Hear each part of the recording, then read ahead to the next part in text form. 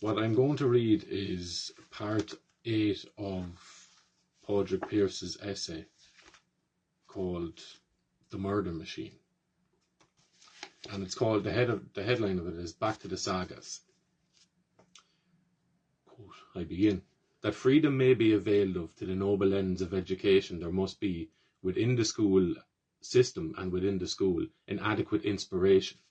The school must make such an appeal to the pupil as shall resound throughout his afterlife, urging him always to be his best self, never his second best self.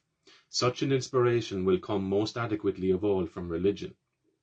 I do not think that there can be any education of which spiritual religion does not form an integral part, as it is the most important part of life, so it should be the most important part of education, which some have defined as a preparation for complete life.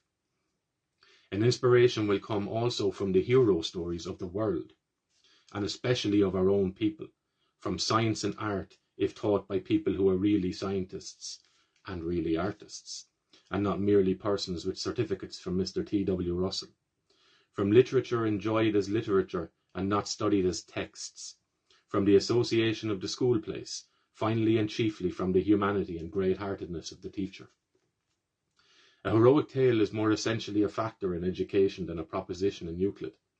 The story of Joan of Arc or the story of the young Napoleon means more for boys and girls than all the algebra in all the books. What the modern world wants more than anything else, what Ireland wants beyond all other modern countries, is a new birth of the heroic spirit.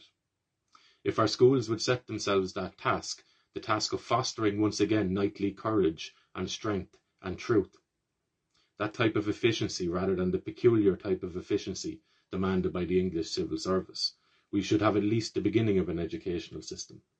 And what an appeal an Irish school system might have, what a rallying cry an Irish Minister of Education might give to young Ireland. When we were starting St. Edna's, I said to my boys, we must recreate and perpetuate in Ireland the knightly tradition of Cuchulainn. Better is short life with honour than long life with dishonour. I care not though I were to live but one day and one night, if only my fame and my deeds live after me. The noble tradition of the Fianna. We the Fianna never told a lie, falsehood was never imputed to us. Strength in our hands, truth on our lips, and cleanness in our hearts. The Christ-like tradition of Clonkill. If I die, it shall be from the excess of the love I bear the Gael. And to that antique evangel should be added the evangels of later days, the stories of Red Hugh and Wolfe Tone, and Robert Emmet and John Mitchell, and O'Donovan Rossa, and Owen O'Growney. I have seen Irish boys and girls moved inexpressibly by the story of Emmet or the story of Anne Devlin, and I have always felt it to be legitimate to make use for educational purposes of an exaltation so produced. The value of the national factor in education would appear to rest chiefly in this, that it addresses itself to the most generous side of the child's nature, urging him to live up to his finest self. If the true work of the teacher be, as I have said, to help the child to realise himself at his best and worthiest, the factor of nationality is of prime importance, apart from any ulterior propagandist views the teacher may cherish. The school system which neglects it commits, even from the purely pedagogic point of view, a primary blunder. It neglects one of the most powerful of educational resources.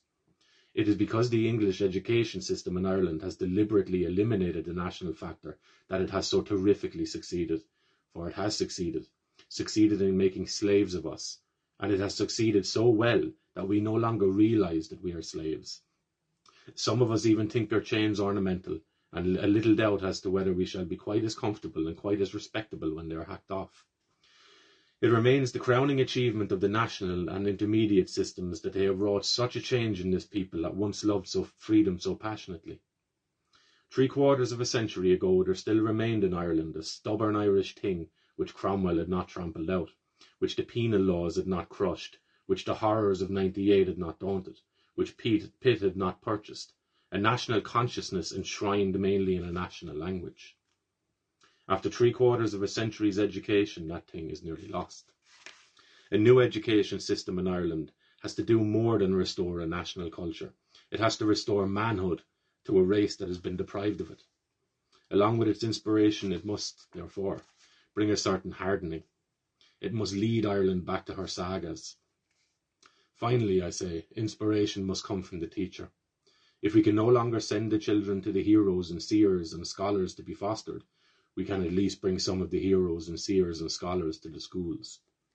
We can rise up against the system which tolerates as teachers the rejected of all other professions, rather than demanding for so priest-like an office the highest souls and noblest intellects of the race. I remember once going into a schoolroom in Belgium and finding an old man talking quietly and beautifully about literature to a silent class of boys. I was told that he was one of the most distinguished of contemporary Flemish poets. Here was the sort of personality, the sort of influence one ought to see in a schoolroom. Not indeed that every poet would make a good schoolmaster, or every schoolmaster a good poet, but how seldom here has the teacher any interest in literature at all. How seldom is he any horizon above his timetable, any soul larger than his results fees. The fact is that, with rare exceptions, the men and women who are willing to work under the conditions as the personal dignity, freedom, tenure, and emolument which obtain in Irish schools are not the sort of men and women likely to make good educators. This part of the subject has been so much discussed in public that one need not dwell on it. We are all alive to the truth that a teacher ought to be paid better than a policeman, and to the scandal of the fact that many an able and cultured man is working in Irish secondary schools at a salary less than that of a viceroy chauffeur. Fascinating. Now, if you're anything like me, and I don't know where this came from, which is I find interesting in and of itself, I wasn't introduced to any nationalist literature. I wasn't introduced to any of the heroes of Ireland, save for some brief reading in mythology in second class, and I was about 8, okay? But in terms of like the Michael Collinsy or the more modern sort of Irish history, I was not introduced to that. I was not introduced to a potential dislike of English people or any of that sort of stuff. I was never introduced to that growing up, okay? So when thinking of going back and reading some people like Pearse, there was an expectation in myself that because these people were Irish, they wouldn't have much intelligent things to say, moving from our ancient language into a new language. There was an innate shame, again, which I don't know where it came from. You can say it's handed down through your DNA, the ancestral legacy of your people's history, etc.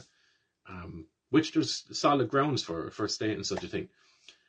But when I picked up and started reading people, I realised pretty quickly that I'd been lying to myself, or the sense or the feeling that I had around the intellectual or the intelligence part of the Irish people had been dampened and manipulated to a certain degree in myself or somewhere along the line, okay?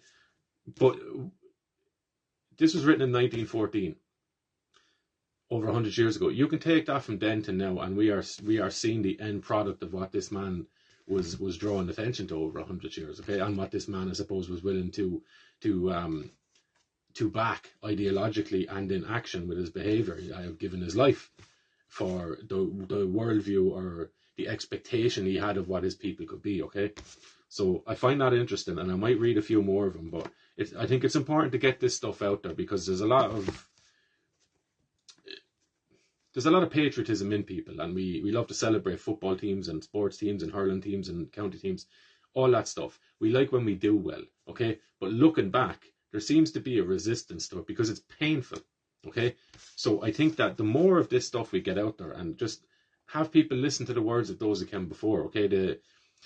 The waves of that emanated from the thought and actions of these men, which have buoyed us. They are the waves of patriotism that we buoy ourselves on through life, okay, that we identify with.